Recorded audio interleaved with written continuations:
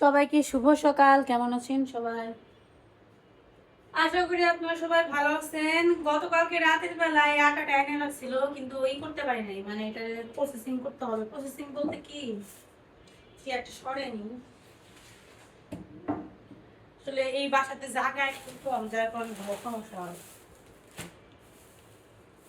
Processing বলতে হচ্ছে এটাকে একটু করবো, মানে ময়লা আবর্জনা আছে নাকি একটু চালবো আর কি, তারপর হচ্ছে রাখবো।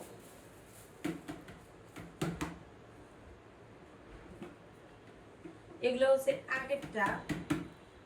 আগেরটাও তেলে রাখবো, অনেকদিন হয়ে গেছে আগেরটা। আর এগুলো হচ্ছে গতকালকে আনছে, এগুলো 5 কেজির মতো আছে এখানে। তো এগুলো আগে ছেড়ে নেই। আটা তো লাগেই, সানা সারা দুজনে খাইতে পছন্দ করে রুটি। ডায়াবেটিস রোগী আমরা, মানে আমাদের খাওয়া উচিত রুটি, তার চাইতে আমার পোলাপান বেশি খাইতে পছন্দ করে। ফ্যান বন্ধ না করলে কাজ হবে না, ফ্যান বন্ধ না করলে মেকআপ পুরো বাসায় ছড়াই যাব। অলরেডি টেবিলের অবস্থা ভয়াবহ হয়ে গেছে।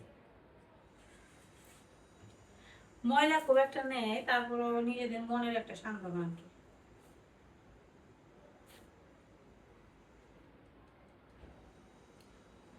এগুলো তো একবার খোলাটা, তো প্যাকেটটা একটু ভালো থাকে। ভালো থাকে বলতে একই রকমই প্রায়, একটা প্যাকেট করে আর একটা প্যাকেট।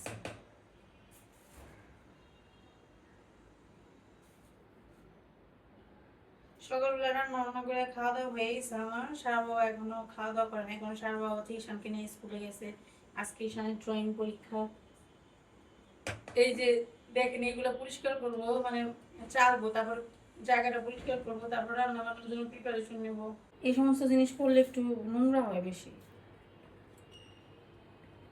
আর ফ্যান ছেড়ে রাখছিলাম, আমার পুরো গায়ের মধ্যে আটা মেখে অবস্থা খারাপ হয়ে গেছে। আমিও মাঝে মাঝে এমন ব্যাগ খোলের মতো কাজ করি, আসলে গরম বেশি তো, এই জন্য ফ্যানটা ছাড়ছিলাম। কিন্তু ভুলে গেছি, এগুলো তো ফ্যানের সাথে কাজ করা সম্ভব নয় জিনিস দিয়ে। যাই হোক, কি আর করার, ভালো করে টেবিলটা পরিষ্কার করতে হবে। নিচে ফ্লোরের মধ্যে লাগছে, আমার ওড়না পুরো ভর্তি হয়ে গেছে আটাতে। খাওয়া বড় কঠিন, খাইতে গেলে যে কত রকমের কষ্ট করতে হয়। খাবারের জন্য মানুষের যত যন্ত্রণার কষ্ট। খাবারের জন্য টাকা ইনকাম করো, সেই টাকা দিয়ে আবার খাবার কিনে কিনে খাও, আবার খাবার খেয়ে খেয়েও বাথরুম করো, আবার টাকা ইনকাম করো খাবারের জন্য। দেখেন, আটা ছেঁকা হয়ে গেছে। এখানে আধা ডিব্বা রাখলাম, আর এখানে হচ্ছে 2 কেজির মতো রাখছি। এটা হচ্ছে ডিপ ফ্রিজে রাখবো। এর সাথে একটা জিনিস শেয়ার করি, সেটা হচ্ছে অনেক সময় হয় না যে আমরা অনেক বেশি আটা একসাথে আনি, 5 কেজি 10 কেজি, দেখা যায় অনেক দিন রাখলে পরে বাসায় পোকা ধরে যায়। তো সেই ক্ষেত্রে আপনারা এইভাবে করে পলিথিনের ব্যাগে ভরে ডিপ ফ্রিজে রাখতে পারেন, তাহলে কিন্তু পোকা ধরবে না। আর এমন না যে ডিপ ফ্রিজ থেকে বার করলে সেটা নষ্ট হয়ে যাবে, তা কিন্তু না, সেটা আপনি আবার অনেকদিন ব্যবহার করতে পারবেন। এর জন্য আমি যখন একটু বেশি আনি পরিমাণে, তখন হচ্ছে ডিপ ফ্রিজে কিছু সংরক্ষণ করে রাখি, তাহলে আর পোকা হয় না। দেখেন জাস্ট টেবিলের অবস্থাটা দেখেন আমি কি করছি। তো এখন এগুলো পরিষ্কার করবো। রাজকন্যা এইমাত্র ঘুম থেকে উঠলে এখন ব্রাশ করতেছে, উনি খাওয়া দাওয়া করবে। ওনার আজকে পরীক্ষা নাই, এর জন্য ওনার আজকে জিঙ্গালালা লাইফ। কিন্তু ভুলেও ভাইব না তোমার লাইফ জিঙ্গালালা, ওকে? ব্রাশ করে খাওয়া দাওয়া করে বই নিয়ে বসো। হুম হুম হুম বলে লাভ নেই, বিকালে না, এখন থেকে পড়াশোনা করতে হবে। রাতের বেলা ডিম আনছিল, ডিম আর ধুয়ে রাখতে পারি নাই, এখন যে মাত্র ধুয়ে নিয়ে আসলাম। এই ঝুড়ির মধ্যে করে আমি সবসময় ডিম রাখি। আমাদের ফ্রিজের যে ডিম রাখার কেসটা এটা অনেক ছোটো। সারা টিভির সাউন্ড কমাতো, দেখা যায় একটুজন ডিম আনলে মনে করেন যে 8 না ফ্রিজে। আর ডিম তো, ডিমের তো কোনো তুলনা হয় না। ডিম যে কী পরিমাণে খাওয়া হয় এটা আসলে বলার বাইরে, হিসাব ছাড়া খাওয়া হয়। দেখা যায় একদিনে একজনের 2টাও খাওয়া পড়ে, বাচ্চাদের 3-4টাও খাওয়া পড়ে। মানে এটা হয় আর কি, আমার মনে হয় এটা সবার সাথেই হয়, কারণ ডিমটা সবাই অনেক বেশি খায় এবং ডিমের উপর অনেকেই নির্ভরশীল বেশিরভাগ। কারণ সকালবেলা ডিম দিয়ে শুরু হয়, দেখা যায় রাতের বেলা কোনো খাবার নেই, ব্যাস ডিম ভাজি করে খাও। তো এইভাবেই রাখি ফ্রিজে আমি সবসময় ডিম।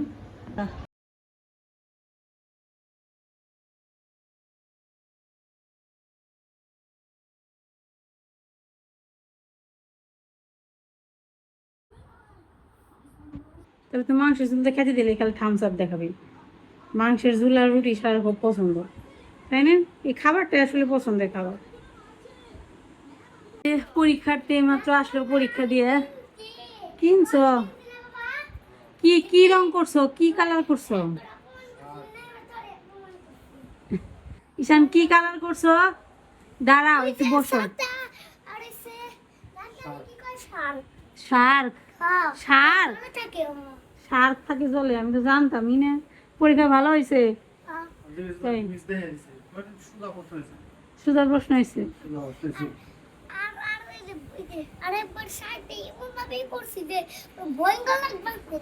এমন ভাবে কালার করছো শার্ট দেখে মনে হচ্ছে ভয়ঙ্কর, তাই না? আজকে ঘটনা করছে কি, ঈশানের আজকে ড্রয়িং পরীক্ষা, তো ড্রয়িং পরীক্ষা রেডি হয়েছে, এখন ফাইল টাইল খুঁজে পড়ে বাসা খুঁজে দেখি রং নেই। ওরা আবার ওদের আবার সব রং দিয়ে রং করতে দেয় না, সুতার রং আছে, ওই রং ছাড়া দেয় না। তো ওই রং কিনে তারপর পরীক্ষা দিতে গেছে। আবার পরীক্ষার্থী ভালোই আর কি কালার টালার করছে, ওর সাথে ড্রাইভারও নিয়ে এসছো। যা তোমার জন্য মাংসের ঝোল আছে, তোমার মেয়েটা মাংসের ঝোল আছে তোমার নিকে, আর একটু ভাত আছে, খাও। ওর না রুটি খাওয়া শেষ, এখন হাঁটি চালাইতেছে। ওর পছন্দের পাট হচ্ছে মুরগির হাঁস। বলো, ড্রোনের দোকান বন্ধ? ইনি আবার নতুন করে একটা বায়না শুরু করছে, ওনাকে ড্রোন কিনে দিতে হবে। ড্রোন কি ঢাকা শহরে তুমি চালাইতে পারবা? তোমার তো অনুমতি দিব না চালানোর জন্য, জানো? হাঁসমোলা, হাঁসমোলা মানে একটা দিস তো হাঁসমোলা। সকালবেলায় একবারও বারান্দায় আসি নাই, মনে পড়লো যে বারান্দায় তো এনাদেরকে আজকে দর্শন করা হয়নি, দেখি কয়টা স্টিক আসলো। গতকালকে যে দেখছিলাম যে এই গাছটাতে স্টিক আসছিল, এখানে কিন্তু খুব একটা যে রেন লিলি গাছ আছে তা নয়, অল্প একটু আছে। তো অল্প একটুর মধ্যে আজকে দেখলাম যে সেই ফুলটা ফুটে গেছে। গতকালকে যে কলিটা দেখছিলাম আজকে সেই ফুলটা ফুটে গেছে। দেখেন কত সুন্দর একটা কালার, দারুণ লাগে না দেখতে? খুবই সুন্দর লাগে।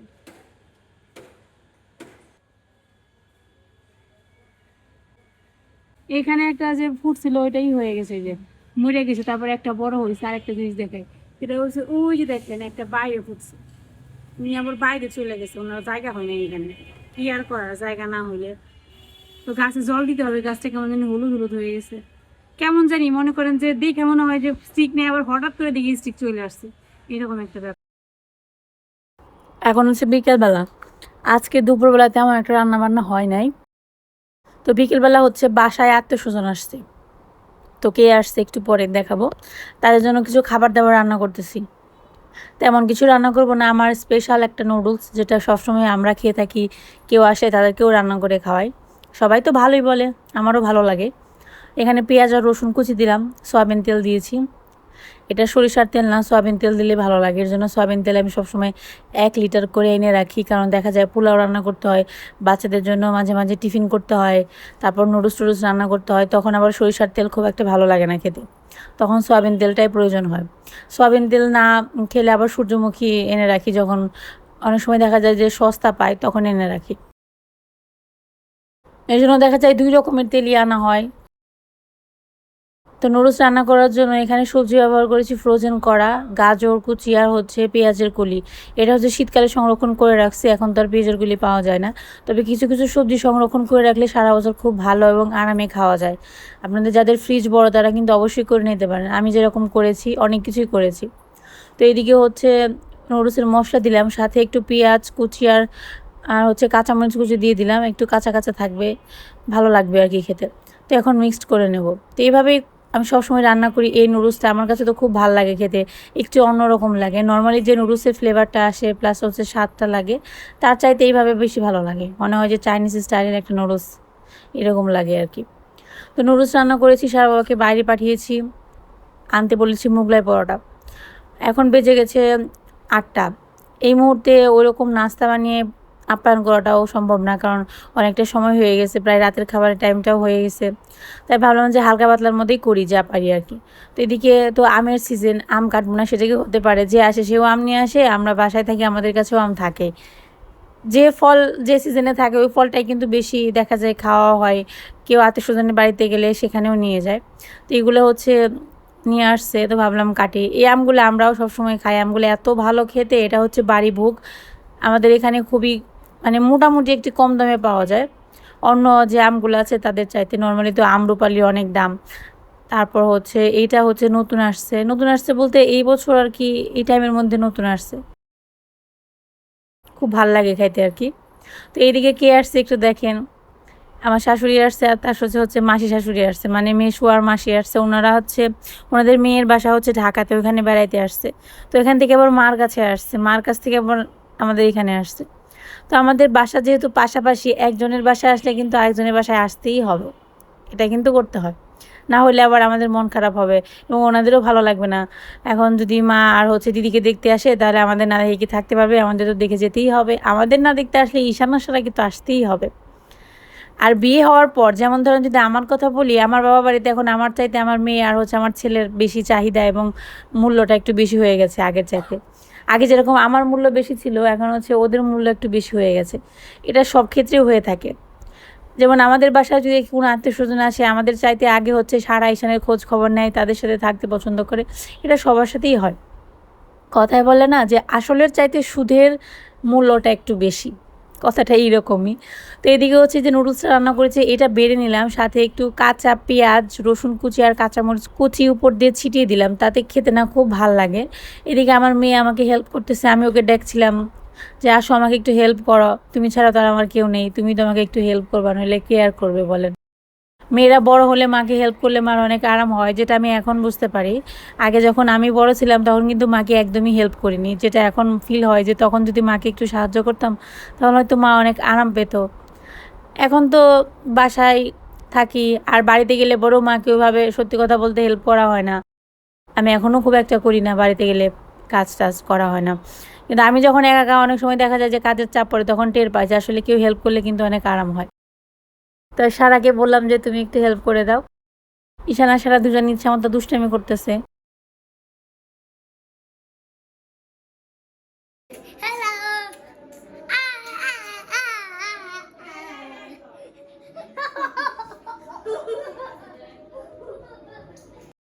তো সবাই মিলে খাওয়া দাওয়া শুরু করলাম।